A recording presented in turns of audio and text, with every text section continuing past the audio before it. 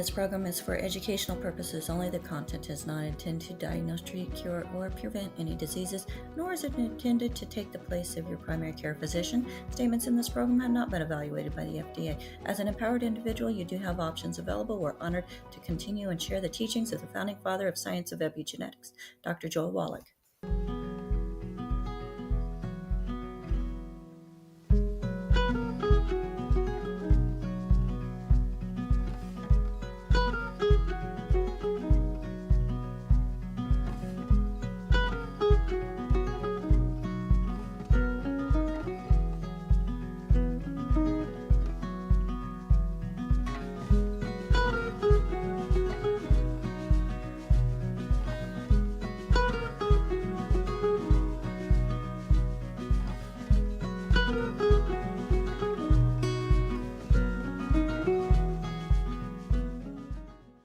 This program is for educational purposes only. The content is...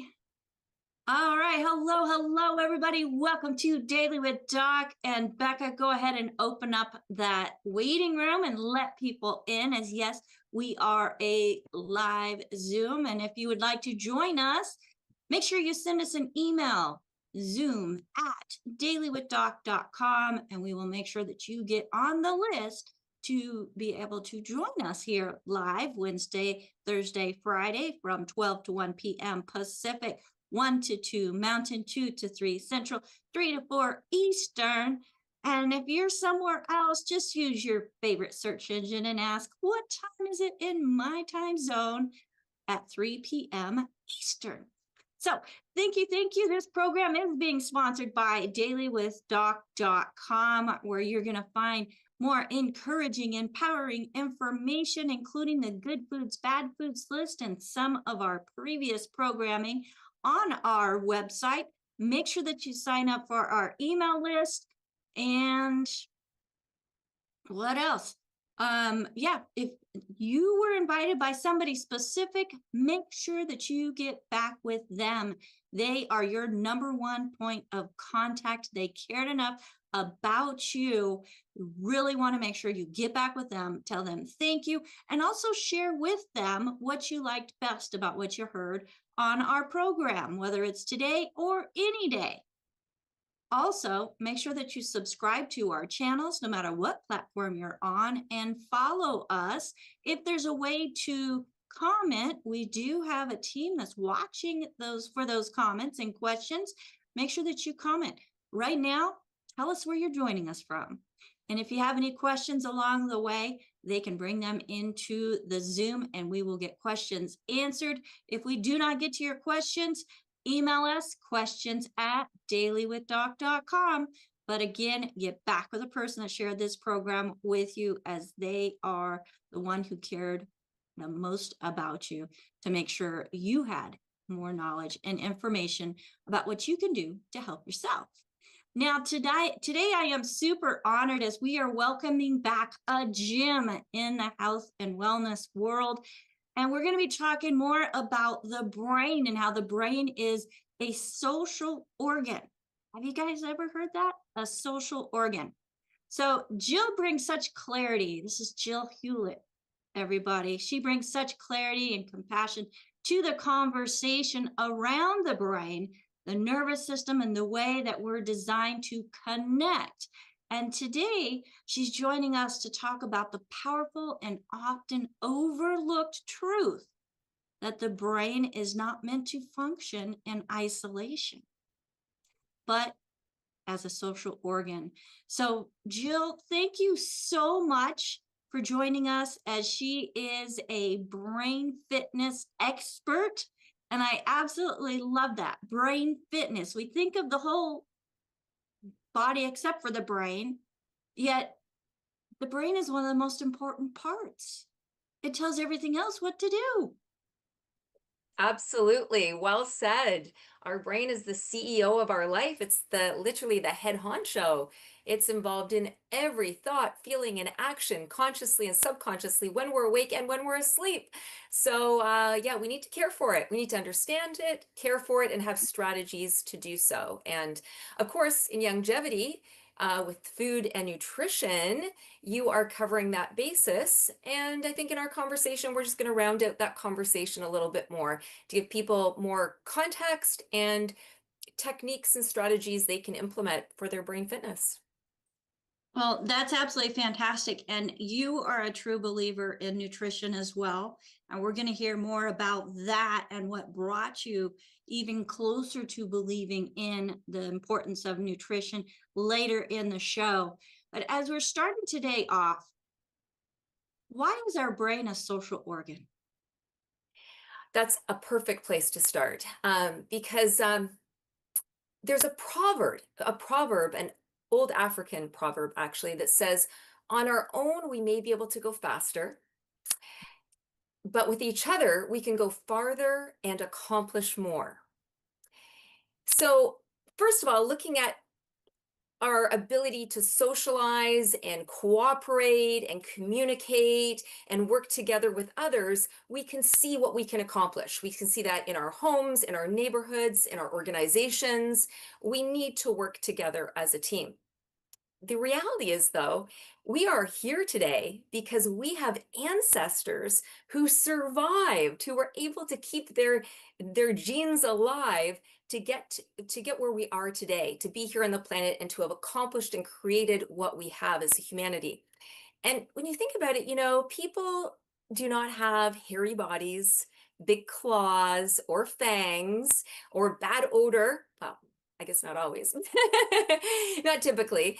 And so when we think about predators and other mammals out there, they have these protective features, right?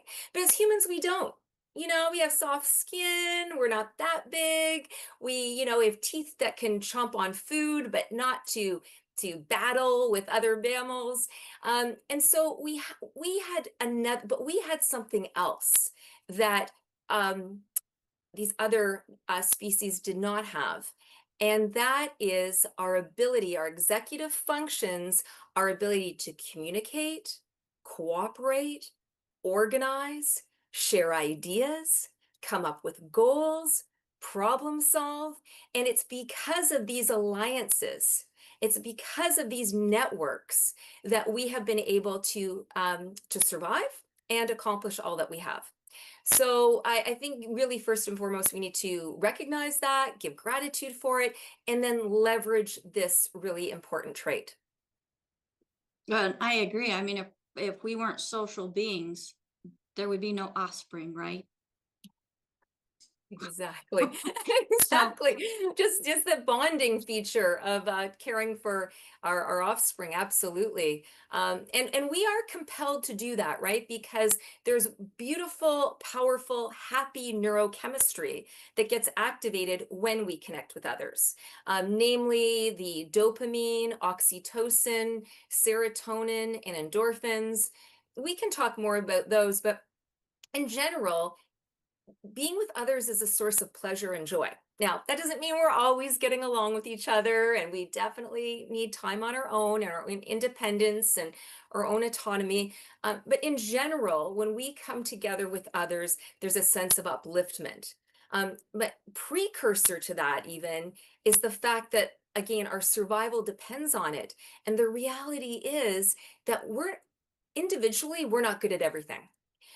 Others have motivations and skills and abilities that we don't have. So we need to share our resources. We need to share these skills and abilities and come together.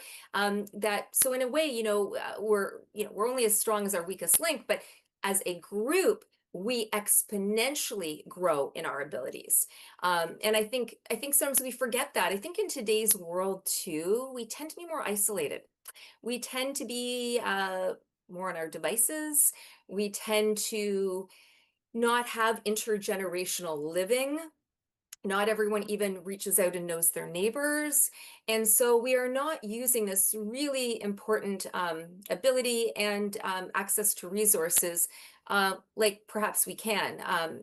Having said that, we're here talking to folks in the longevity community, and it is a really wonderful community where people are encouraging each other, they're supporting each other, they're sharing ideas and resources.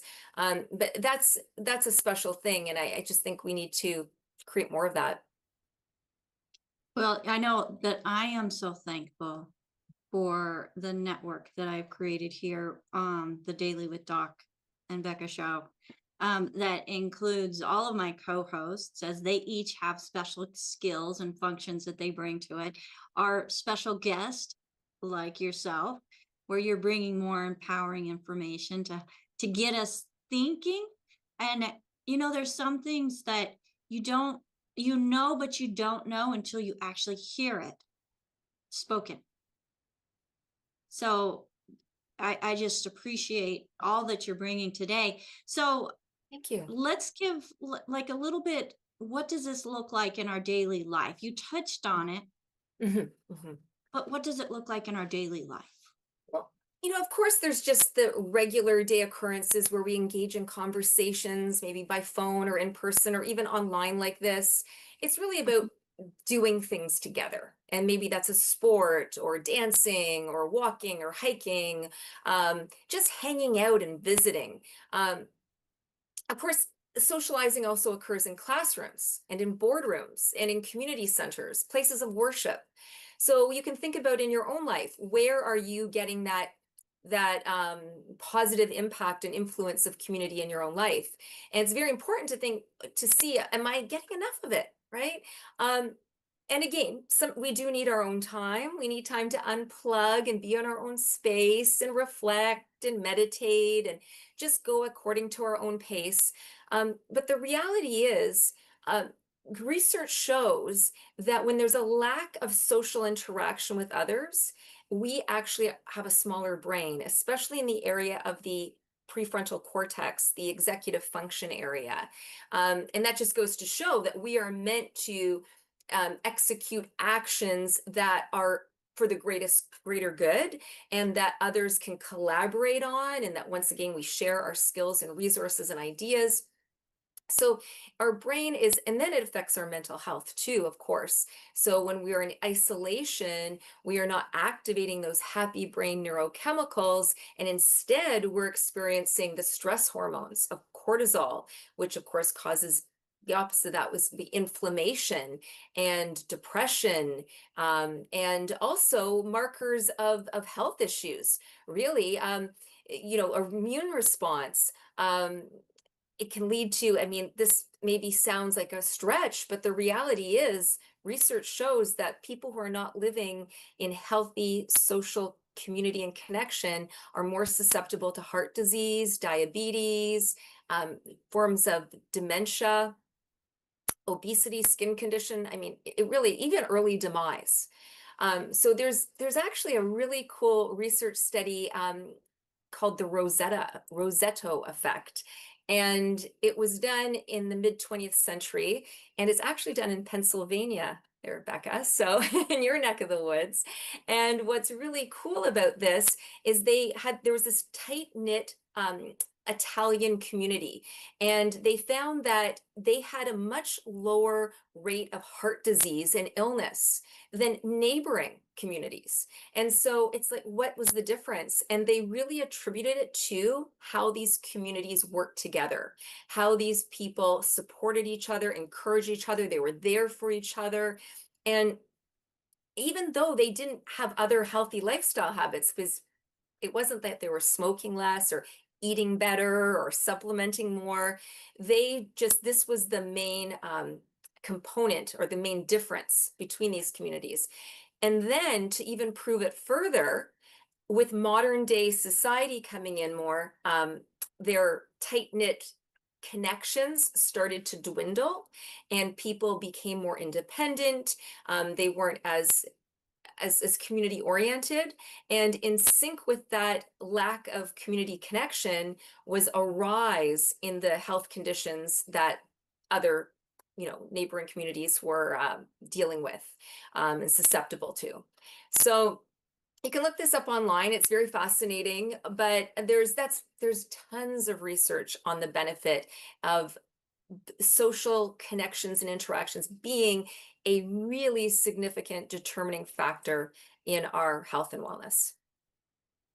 Well, and I see it every day, or communicating with different clients, in my own family and others that I support where they don't have families that are there and active in their lives. And it breaks my heart.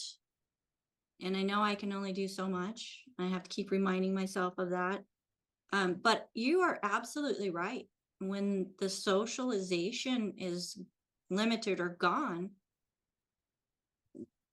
that the demise can starts.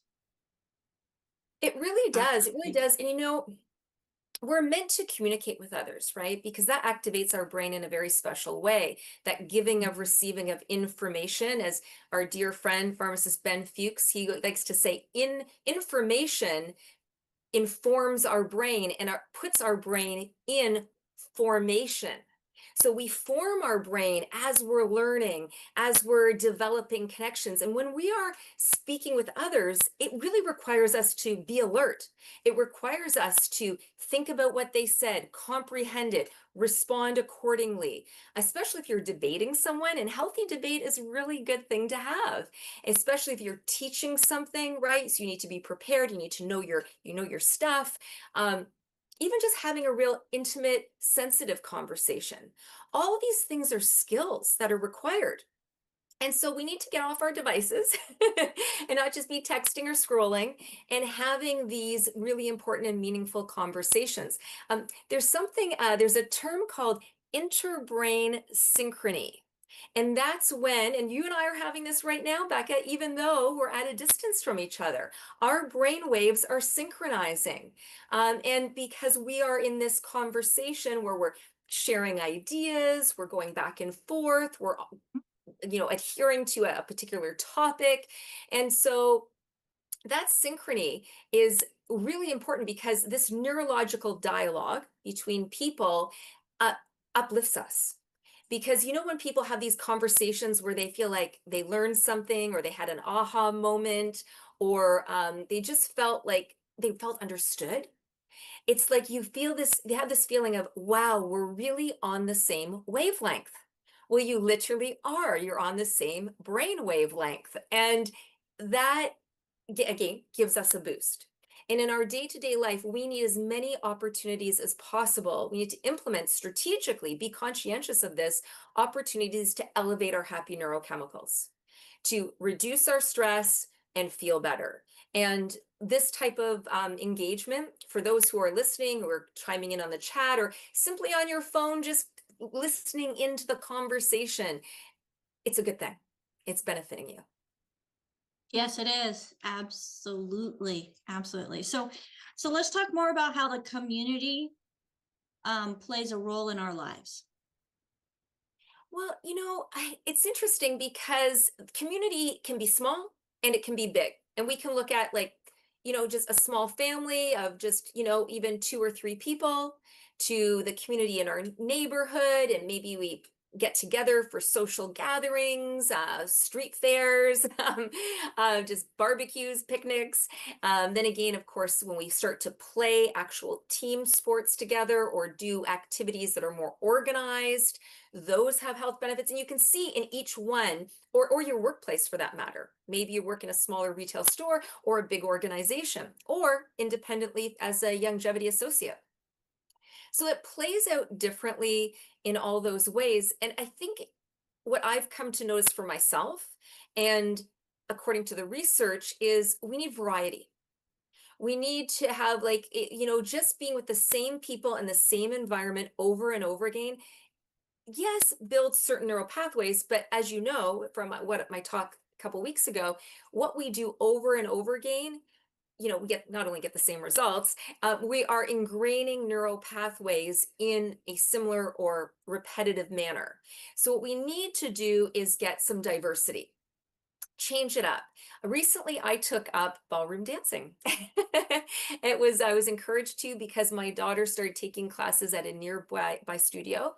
And I had, growing up, I danced in fitness classes. That was really the place I danced. I really didn't have much dance training, but when I was exercising and dancing, I thought this feels great. And having the instructor lead us and having great music and the group effect really kept me engaged, right? And I had fun. So it didn't feel like exercise was enjoyable. It didn't feel like hard work. So I've done that over the years and exercise and sports in various capacities. And I find, again, the ones I do on my own, I do enjoy, but I also, of course, get so much out of the team or group experience. Well, more recently, doing this ballroom dancing, you dance with a partner. And it's interesting because you switch partners as you go along because it's a group where you come independently and whoever shows up and you just take turns. And it's really interesting how the body has to listen to the cues, whether you're a lead or a follow, it's different, but there's this amazing interplay. And I can tell that that has transferable effects because I can just feel my balance improving overall. I can feel just the way I move generally. Because again, these different experiences add to our brain mapping and they help us to fortify a more resilient, we call cognitive reserve. And it's interesting because dance is considered one of the brain building strategies to ward off dementia and to keep our brain thick and lush and healthier longer. So I personally I'm very new to this. It's only been not just about maybe a year now, actually. But there's people who've been dancing since they were toddlers, right? In this capacity, and they're doing competitions and performances. That's not my goal. My goal is to be able to go out and social dance, and that's what it's called, social dancing. Isn't that neat? I think it's awesome. One of my favorite types of show are those time period shows that are centered around getting together and having events and functions and dances and, the whole thing. And I absolutely love it. And that's just something that is, for the most part, lost in society with having to interact with individuals that way rather than free-form dancing, which, yes, you're getting the exercise and the movement, but not the syncing and the synchronity with interacting with other individuals. Exactly, So exactly. And it's interesting you said synchronicity or synchronizing because our brain loves it when we synchronize with others. So when we do something in tandem, so following, for example, an instructor, and we're all doing the same moves together on the beat of the music, you can just feel stress go down and the happy neurochemicals go up. And there's a sense of power in numbers, like the energy increases exponentially. And I just encourage people to go out and try it. You don't have to become a professional. You don't have to take this seriously. Do it for fun. Be curious. Explore new possibilities of movement. And ultimately, I highly recommend with others. Obviously, going out for a walk on your own based on your schedule and just getting outdoors and getting fresh air and solar energy is very important. That cross-lateral movement, very key. But when we can incorporate other people, there's a positive value and effect that we just can't get on our own. yeah. And haven't you noticed when you go someplace that the vibe of the room is kind of set by the person in charge, where we ourselves can actually raise it or lower it, and those that are close to us. And that has to do with the whole brain being a social organ too, right? Yeah. Oh, absolutely. And you know what? I'm just going to share an interesting feature here because when we're sitting still for too long, our brain kind of goes into screensaver mode. But when we're with others, it is even more contradictory for our brain because when we're with others, there's a feeling like we should be connecting. So the best like leaders and presenters are going to kind of ask rhetorical questions, invite the group to be comfortable, to ask questions, to do a Q&A or to do a little breakout with the partners and the people involved, because the more interaction, the better for our brain, the better for our learning. Absolutely. And there's another point you said there. Oh, well, it'll come back to me, I hope. There's It'll another come point I was back to going to you. build on that. Yeah, absolutely. Oh, And I there's know what it different was. places. Yeah, Go ahead. so I know now, I know where it is. When we cheer, when groups get excited, so when you're at a game where your team is winning, or you just listening at a concert to one of your favorite performers and you're cheering and you're singing, that is really healthy for the brain. So those are other venues where you don't have to necessarily be on the field playing. You can be part of the audience who is cheering the performers or the athletes on. And even the act of clapping is a really important activity for our brain. It gets both brain hemispheres working together simultaneously. And so it's like it refreshes us, it resets us when we clap and cheer.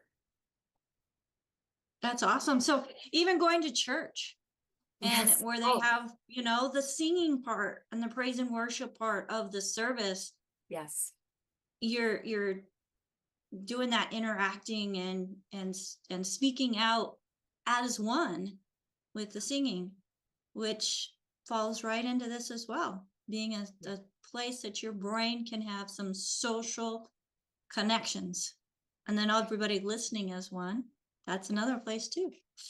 Yeah, well So, said. I'm and happy you brought up the worship side too, because there's a spiritual energy and there's a faith that comes in that is also part of the brain, actually. It's a higher part of the brain. So again, we're moving from stress to wholeness, to happiness. And I was talking about this with Ben not long ago, and we were talking about how the cells of our body need to work together as a unified whole, and how the one cell has a ripple effect communicating messages to all its surrounding cells and beyond. Well, just like our cells need to, communicate healthfully together as a team, as a united system experience, that is the microcosm of the macrocosm of our society, and having people working together in harmony and sharing responsibilities and sharing resources and ideas. So health and wholeness happens through the connection and community as well. no, absolutely. And Shantae brought up when she was homeschooling, it was social overdrive, and I agree. There's a lot of times people like myself, we homeschool. There's not a quality school close by, but we need to make that effort to make sure that our kids are getting in a healthy environment where they can learn to socialize as well, because their brain is going to function better. Just goes back to our brain is not meant to, or we are not meant to live in isolation. Oh, well So, said, well said. And homeschooling, that's why homeschooling communities find others, right? And they join together to create pods and share teaching skills. Different parents can lead different activities and they go on excursions. I know many homeschoolers. In fact, my daughter was homeschooled one year, in fact, many years ago for her grade 3 year.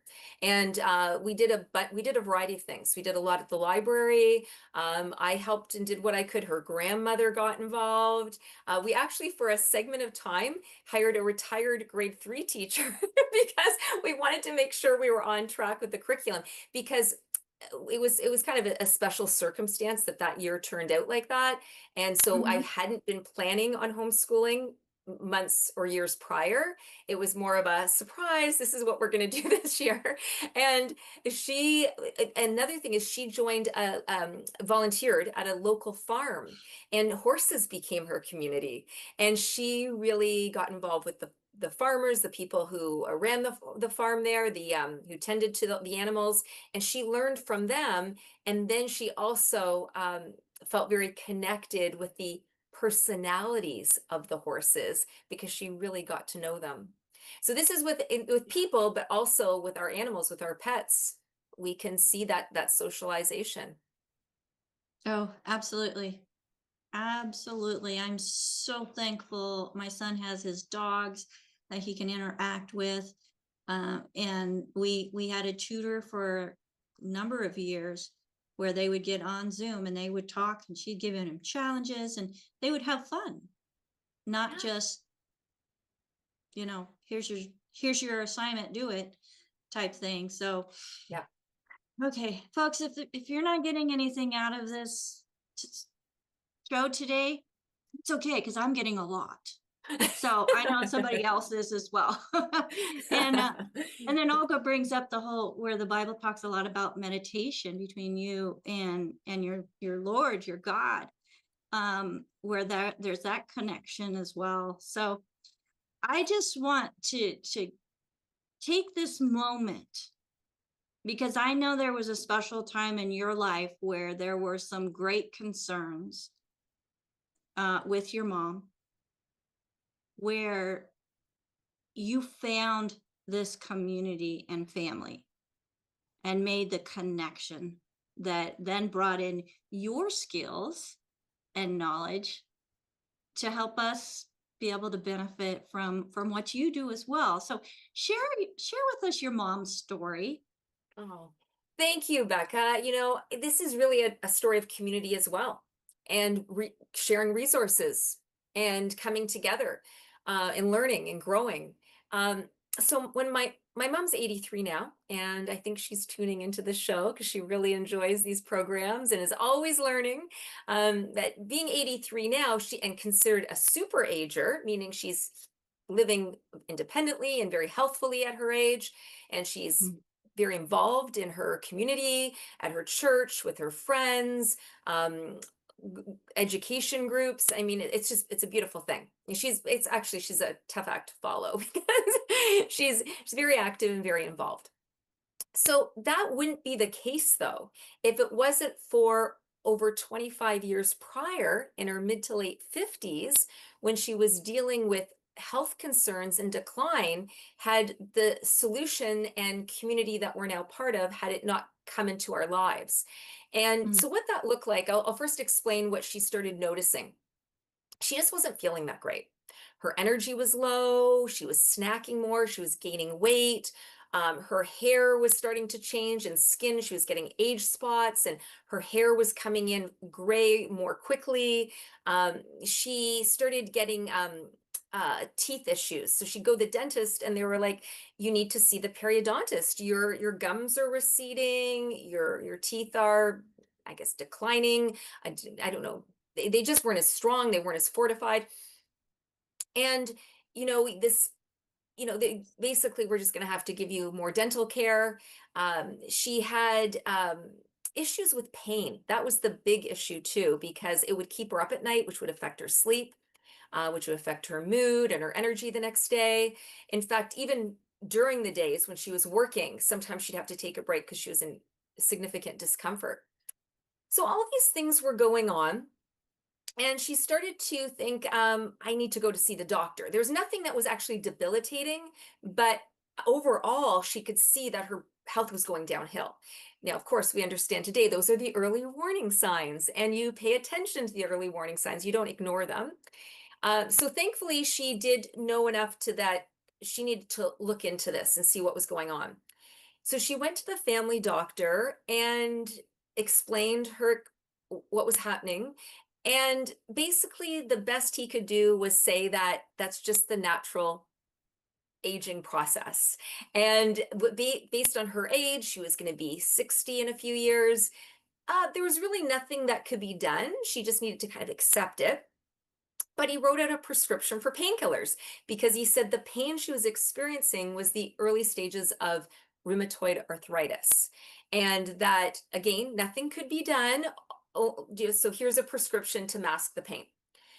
So my mom left that appointment very disheartened. And she kind of was like, she knew enough because she was health minded in a way that growing up, we played sports, and my mom did make homemade meals, and she did shop at the health food store, and we took some supplements here and there. So she was open-minded to healthy practices. And that was probably what made her really think, well, I don't want to take a prescription painkiller that will have side effects, and it's just going to mask my problem. So I could be getting worse and not even know it. Right. So she proceeded to put that prescription aside and continue to search for answers. And there's a saying, when the student is ready, the teacher appears. She was watching a a well-known TV news show in Canada called Breakfast Television. It's a morning show, and they have guests on and cover local news and in different provinces. And she was tuning into that, and lo and behold, there's this veterinarian, primary care physician, naturopath, this one man with all these wonderful credentials talking about chronic degenerative disease and what that looks like. And as he's describing the symptoms, my mom is glued to the TV thinking, I'm a textbook classic case of CDD and my body's breaking down basically. And the wonderful thing is, and of course we all know who this was, Dr. Joel Wallach, he was able to say that you can reverse this. Like you have to rebuild. That's all. You have to give your body what it needs. And that includes healthy eating, taking out the bad stuff, putting the good stuff in, and then supplementing properly. So again, my mom was really open-minded to this concept already, and it just really landed that finally someone was speaking directly to her issues and had real solutions. And so she called me right after, and this is where the story gets very synchronistic, because she called me and said, Jill, I think I found the solution for my health issues. You've got to help me find this incredible doctor. He was just on breakfast television. And then she proceeds to explain what she had heard and who this was. And I said, was he promoting a book called Let's Play Doctor? And she said, yes. How did you know? Were you watching the show as well? And I said, well, no, but I can connect you with him. In fact, I can introduce you to him in person. Because Becca, back then, when all this was occurring, I was hosting and producing a wellness TV show in our own community. And one of our viewers had heard that Doc Wallach was coming to town, and he was promoting his new book, and he was a must-have for local media because it was an important message to get out there. So thankfully, again, with community, a community television program, we were taking suggestions from viewers. When he sent in this recommendation, this email, I was like, this sounds great. This sounds like the type of doctor we'd want on our program, being a health and wellness show. And so I said to my mom, I said, he's in Toronto for that interview, but he's coming into the York region area north of the city to do more shows, and he's going to be a guest on my program in a couple of days. So we couldn't believe it. She comes to the studio that day. They sit in the green room, and basically, they just click. He explains to her what's going on, this degeneration, and these are natural symptoms and they're early warning signs, and now you need to course correct. And he gave her some suggestions with her diet, the good food, bad food list kind of thing, and then got her on the 90 and just started there. And the 90 essential nutrients, right? And she just listened. She said, she just knew in her heart of hearts, this was the answer. And once she started tweaking her diet and doing things like taking out gluten and, other certain things that we shouldn't have, lowering sugar and all sorts of things, most importantly, adding in the supplements because her body was deficient, she noticed a difference very quickly. More energy, less cravings, sleeping better, just gradually. And then over weeks and months to come, the pain's going away. Her skin is looking more vibrant. The age spots even start to go away. She had had some bruising and varicose veins that were starting to get to the point where she stopped wearing shorts in the summer because she didn't like the look of it. That was healing up. Went to the dentist, and they said, you must be flossing a lot, Helen, because her gums are stronger and growing back. And not knowing and that she wasn't flossing, she was following Doc Wallach's message. She was listening to a veterinarian, primary care physician, naturopath, who really has done the research and has proven that all mammals, anything with a vertebrae requires our nervous system, our spine, our brain, our whole system requires, our cells require these 90 essential nutrients. And once you give them what they need, amazing things will happen. And she is amazing. She's a testimonial to that process. She's been very committed. decades later, she still takes all of her nutrition and eats healthy. She's got fantastic willpower, but you really develop that over time because it's practice. Really, it's just habit and practice. And yeah, so that was the entrance into learning about Doc, experiencing in our own life. It also benefited my sister, which I'll share on another interview. I'll save that story, and my father, and all of us for that matter. Myself, I've got my own examples of how it has such a positive impact. Along with the health benefits, has been part of the education and being part of a community that wants to learn and grow and share resources. So for many years after that first interview, Doc Wallach was my most popular and reoccurring guest. Every spring and fall when he came to the Toronto area, I would interview him. And then our family got involved at the Metro Toronto Convention Center, a really big convention center, probably the biggest one in Canada. And they'd have these biannual health shows. And so every spring and fall, Doc Wallach would come up, he'd do some lectures, we'd have a booth, we'd answer questions. And Becca, I'm sure you've seen this before, lineups of people there to talk to him, and reoccurring people, like literally in tears, saying, Doc, you were the only person who understood and had what the health issue was and what I could do about it. And it's been such a joy and such a sense of empowerment to be amongst people who are on this same page and are on this mission together. It absolutely is. And, you know, you're absolutely right. When I was touring with Doc and we were doing the different shows, like Contact in the Desert, people that had been listening to him on the radio for years would come up, and some of them, it's like, is Doc Wallach here? You know, and I'm like, yeah, he's sitting right there. She's like, I have been listening to him for years. Does he have any new books? You know, and wanting to have their picture taken with them and asking him questions. And he would sit there for hours just visiting with people, just really wanting to know, okay, what are you dealing with? What can I do to help you? And he would help us then. Okay, this person needs this, this, and this. We would get that set up for that individual, and they are so thankful. And I'm so thankful that I heard him on the radio. And well,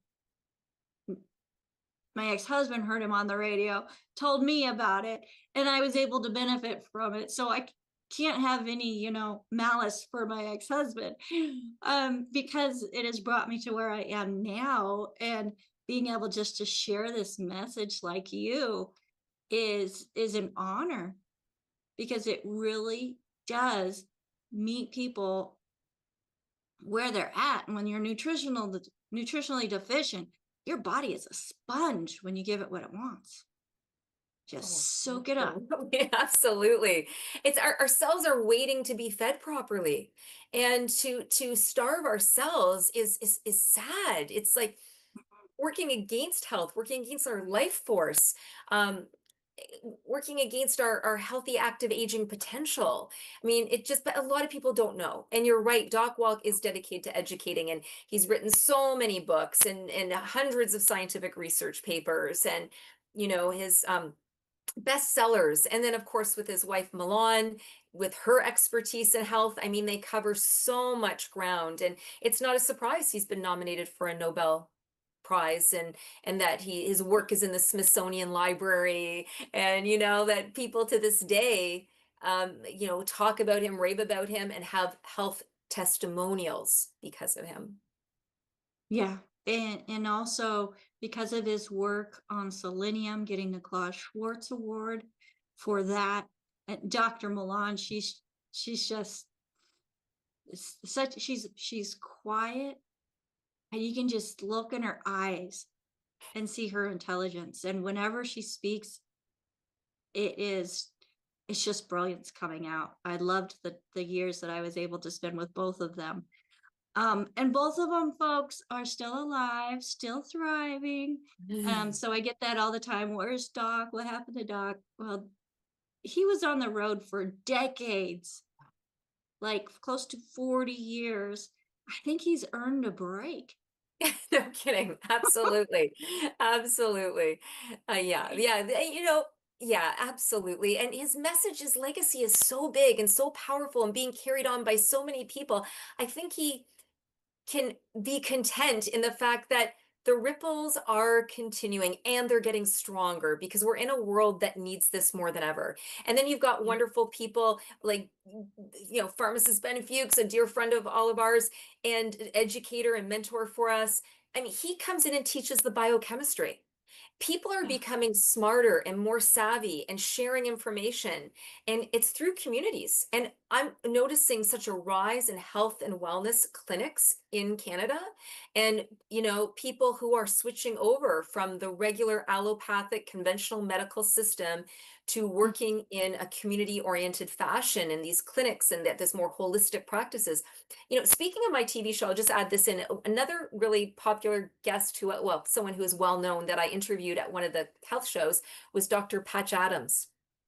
And he's the clowning doctor, and he's a full, like, licensed medical doctor, but he was known for going in and working with people from a very healthy, holistic, foundational place. I mean, he brought in humor, he brought in the arts, he brought in the power of community, because he knew if someone was isolated and they weren't moving and they weren't having fun, they weren't going to get better.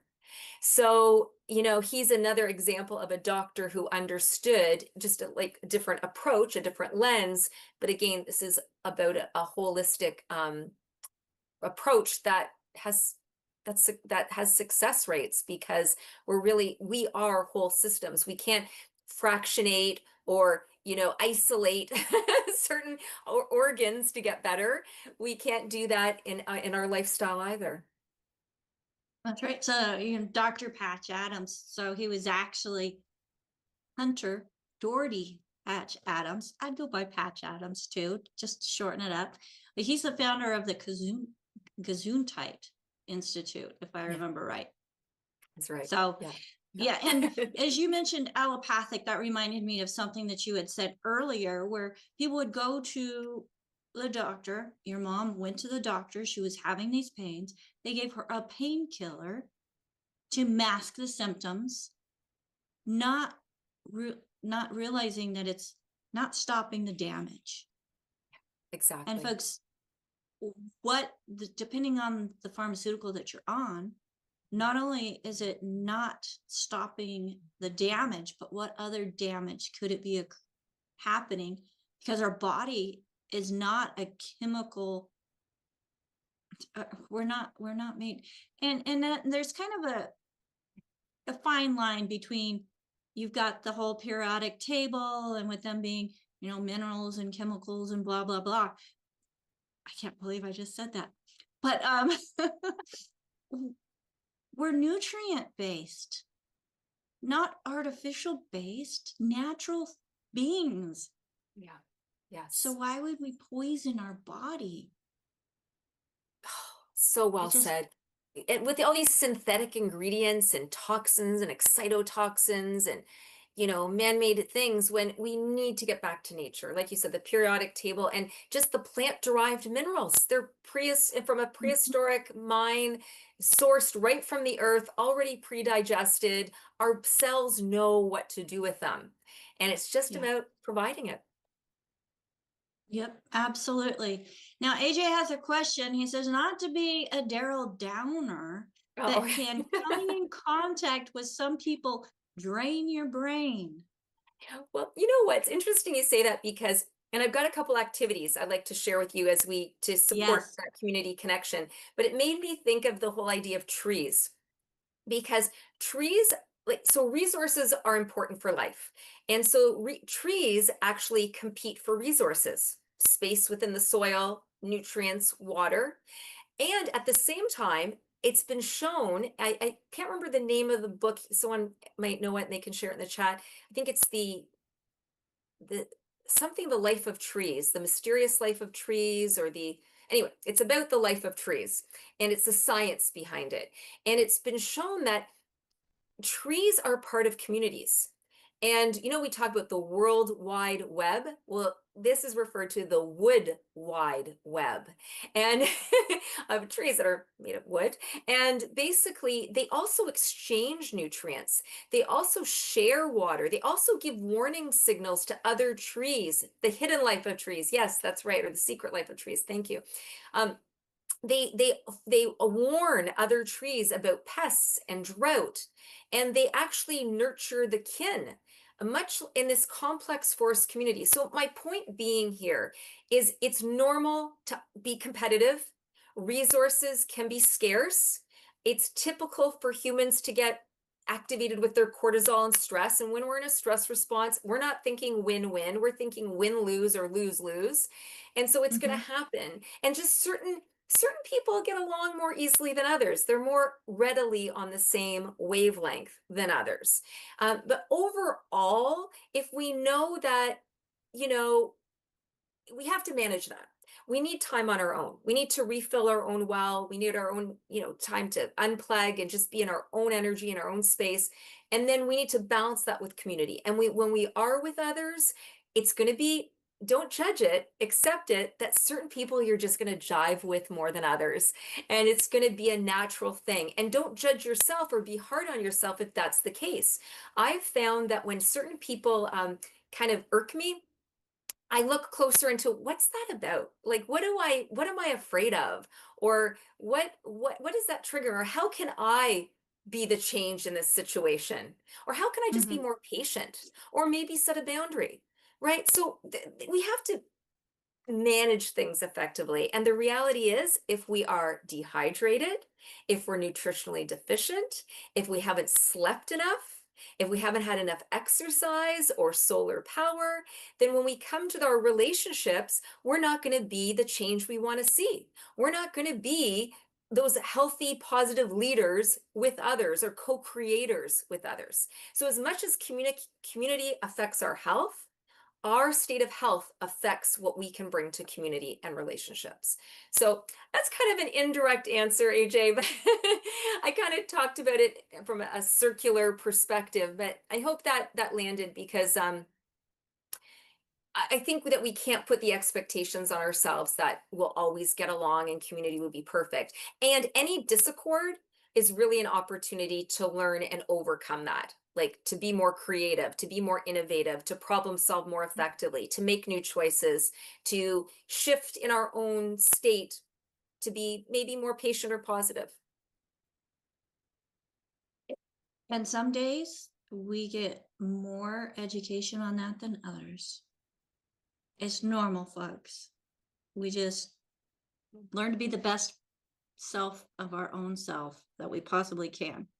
Well, Jill, you had talked about some exercises or activities that we can do to support our social brain. We've got 10 minutes. Let's go for it.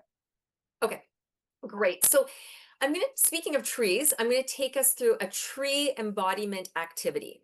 So we talked about briefly on, meditation and spirituality and how healthy that is for us.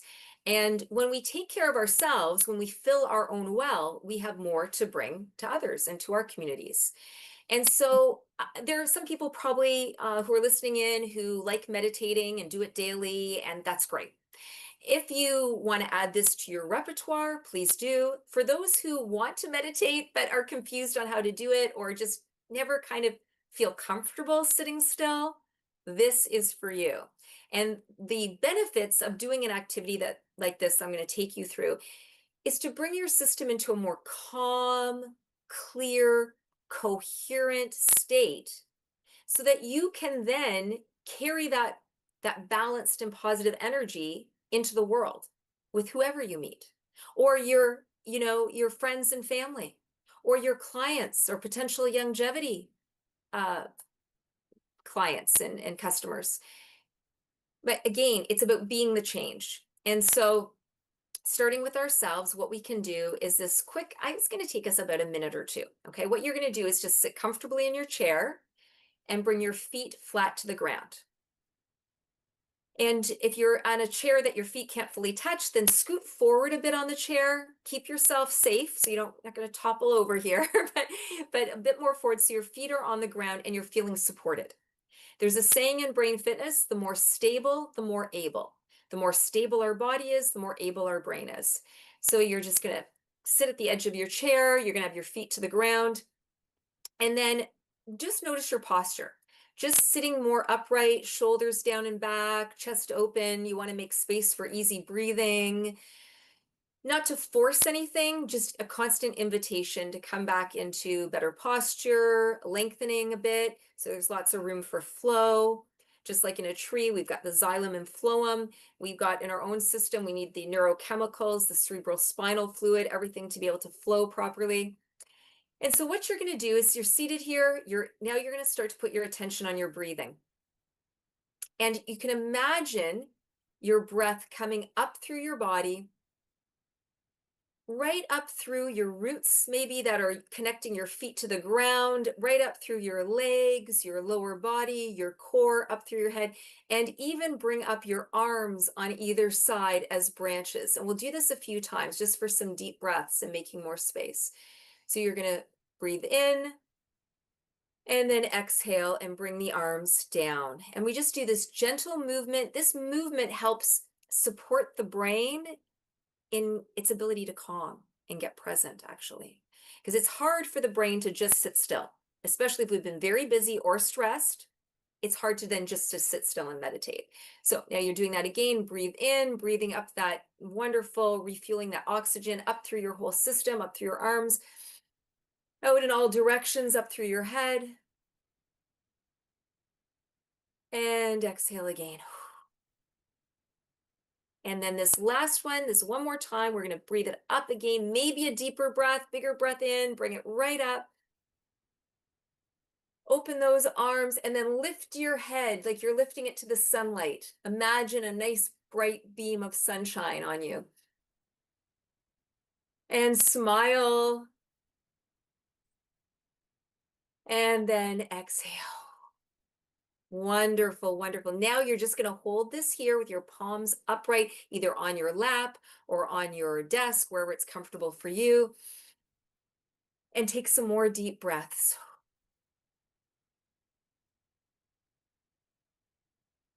Feeling, inviting an ease and a flow. Feeling taller and longer. Maybe more energized.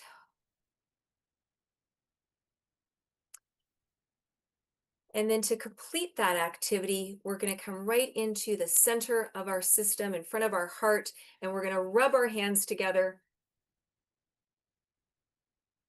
creating a nice electrical activation between our body, our hands, but also represents a connection between the left and right sides of our brain, activating that electrical currency, and then opening the hands on either side of you, palms slightly up and out.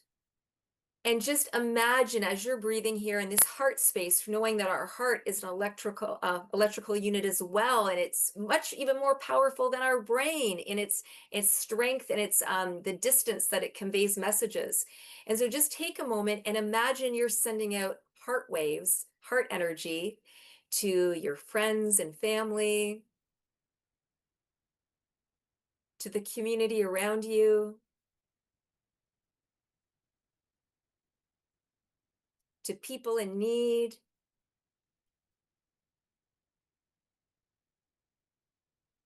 to communities and cities and countries far and wide. As you send this out in all direction, you are being filled even more with these wonderful happy neurochemicals as you feel connected to the greater good, to communities and the world around you.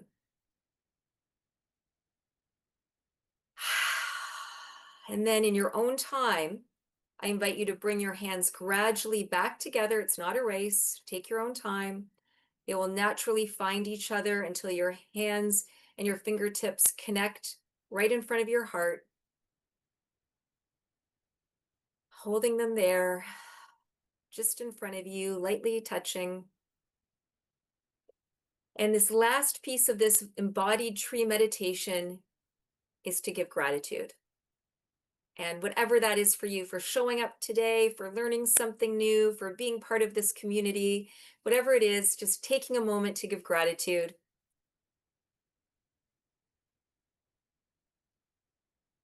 And then let your hands come together, interlace your fingers, give them a squeeze, and then bring them to your lap. And take a moment to do a scan from head to toe and back up again, noticing any changes in how you're seated, in your posture, in your energy levels, in your breathing. And there you go. We've just done a mini tree embodiment meditation. Well, and just before we started that, Angie had mentioned that trees are standing humans. So it says, yeah, trees are standing people. That's a So great way I to think look at it. Angie may have seen you before or may know you personally. That's Oh, that's great. fantastic.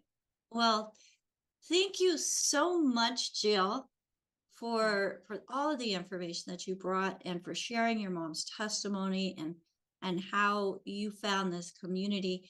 And you know, unlike any other kinetic any other community that I've been in where you know direct cells were involved, it was every man for themselves, and that's not us at all. Where we are working together with like minds to help individuals around the world be empowered and have the information so that they can be wiser and more educated when it comes to how their bodies work and what we can do to support that, including the brain. So thank you so much, Jill. We greatly appreciate you having on here with us. We look forward to the next time that you join us. So folks, make sure that you go to the website, sign up for the email list so that you will know when we have Ms. Jill Hewlett on Daily with Doc and Becca. Thank you, thank you, thank you. If I could get our co-hosts up on the screen with us, I can't believe the hour is already again gone around the clock. Do a thank you that we don't have to do this show by ourselves, as today we are joined by Rod, who's helping to keep an eye on all the different platforms. Thank you, Rod. Bring in any questions if questions come in. And Phyllis is doing a little the same. She is also putting information into the chat. So is Sherry, as Sherry's part of my technical team as we're getting everything set up an hour before the show starts. Thank you so much, Sherry. And AJ, who's not on the screen yet. Oh, yes, he is. How come? So what I see here and what's there are different. But thank you, AJ. And as he's part of the tech team as well. And thank you, Albert, as he is letting people into the Zoom room and keeping an eye on the place as well. You know, we're community. And folks, if you're looking for a community of positive people with a heart to help others, get back with the person that shared this program with you and say, how can I be part of this amazing community, helping others go from just surviving to thriving? Again, this program is being sponsored by dailywithdoc.com. If you found this program on your own or you've never spoken to anybody about longevity and you want more information about the 90, we do have a call team standing by for those who are not already connected with somebody. That number is 855-949-3377. Again, 855-949-3377. When you call, you're going to get one of the co-hosts that you see on the screen. So there's a couple others. as we have been able to create a community of, again, like-minded people wanting to help others thrive. And you can be part of that as well. Jill, thank you once again as you are helping our brain thrive with the importance of nutrition plus exercises that we can do to help ourselves that are not hard. They're That's simple. true. Yeah, right. They're meant to be simple, easy, and effective. And just like taking your daily supplements, you take your daily brain tune-ups and brain strategies, and you're good to go. Yeah, I mean, you don't even have to lift heavy weights like Rod. Just that's easy. Well, thank you so much, everybody, for joining us here. Have a fantastic day, and we will see you next time on Daily with Doc and Becca. Bye for now.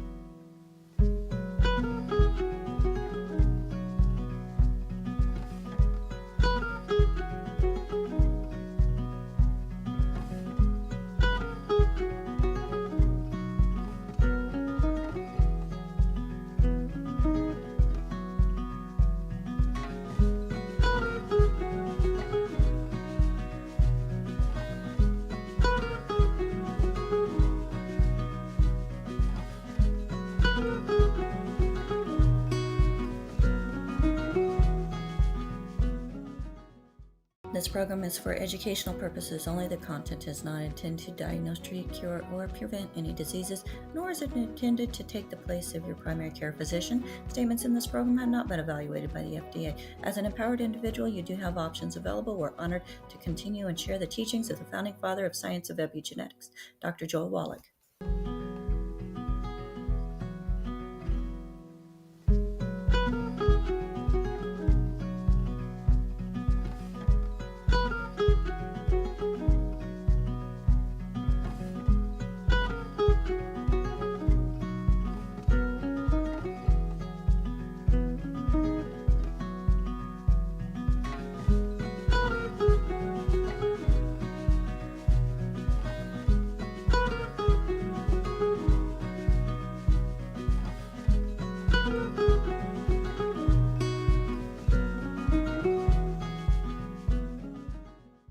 This program is for educational purposes only. The content is not intended to diagnose, treat, cure, or prevent any diseases, nor is it intended to take the place of your primary care physician. Statements in this program have not been evaluated by the FDA. As an empowered individual, you do have options available. We're honored to continue and share the teachings of the founding father of science of epigenetics, Dr. Joel Wallach.